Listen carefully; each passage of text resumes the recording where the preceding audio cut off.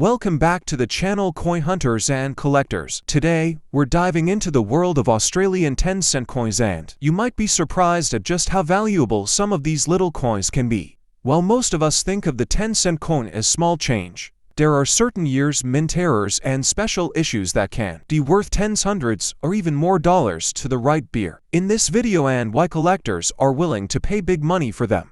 So grab your coin jar because you never know, you might be sitting on a hidden treasures. Let's get started. First up, the 1970 for 10-cent coin features the Arnold Machen portrait of Queen Elizabeth, which was used on Australian coinage between 1966 and 1980 for its youthful depiction of the Queen, instantly recognizable and distinct from the later Raphael Makhlouf and Ian Rank Broadley portraits. On the reverse is Stuart Devlin's famous lyrebird design, which has been used continuously since decimalisation in 1966. This design makes the 10-cent piece one of Australia's most enduring coins, and 1974 was no exception in continuing that tradition. Mintage numbers are key to understanding the availability of this coin. In 1970, for the Royal Australian Mint produced around 45 million 10-cent coins for circulation. That places it below the so-called mega production years like 1981 and 1984, when over 60 million coins rolled out of the presses. While 45 million is still a significant number, it's modest enough that collectors see 1974 as a little more interesting than those overproduced years.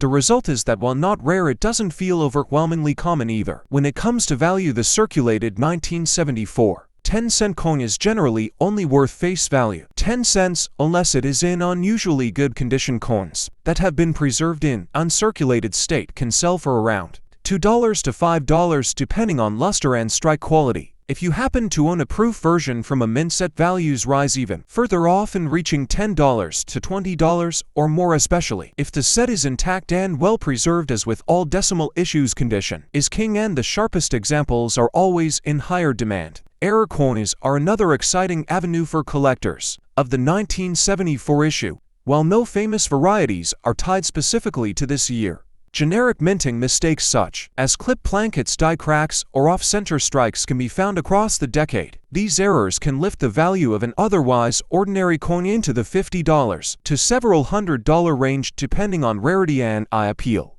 Searching through bulk lots or inherited collections is one way to potentially uncover such treasures. One of the reasons many 1974 coins survive today is that during the 1970s, collecting subscriptions through the Royal Australian Mint were becoming more popular. Subscriptions gave collectors access to proof and uncirculated sets directly from the mint, ensuring coins were preserved in pristine condition. These subscription coins remain highly prized today because they escaped the wear and tear of circulation for collectors. Now, subscribing to mint issues continues to be a way of securing the highest quality examples for future generations. It's also worth noting that coins from the 1970s are now approaching the 50-year mark, which naturally adds historical appeal.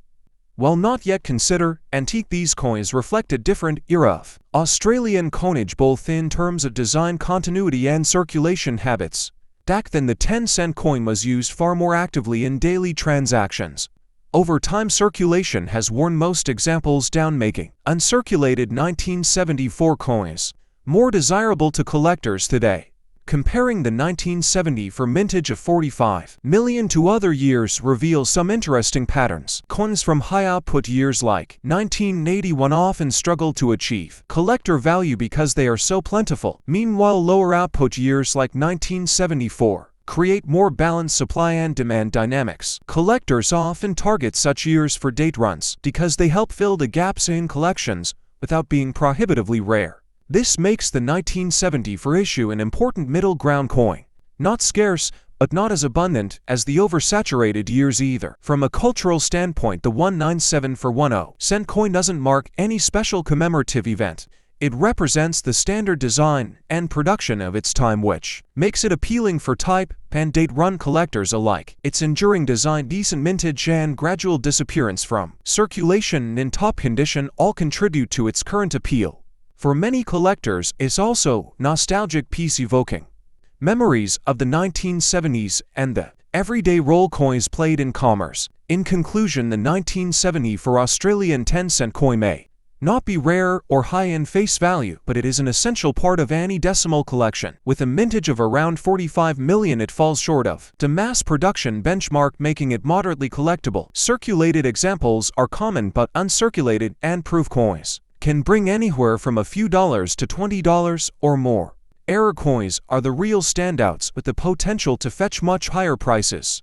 Whether you're collecting through mint subscriptions, searching for date runs, or hunting for errors, the 1970 for 10-cent coin has its place in your journey. Don't forget to like, subscribe, and join us for more coin stories, because every coin, no matter how small, carries a piece of history. Next up, the 1976 10-cent coin. We see the Arnold Machen portrait of Queen Elizabeth, which was used on Australian coinage from 1966 to 1980. For this portrait shows a young queen wearing a tiara, a familiar sight across coins from the period. The reverse features Stuart Devlin's beautifully detailed lyrebird design, which has been used on the 10-cent piece since decimalization in 1966. The consistency of this design gives collectors a strong sense of continuity when building full-year date sets.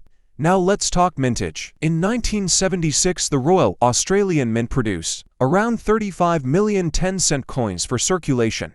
That's a healthy number, but lower than the huge production years like 1981 and 1984. It also sits just a little above the benchmark that collectors often refer to when comparing lower output years.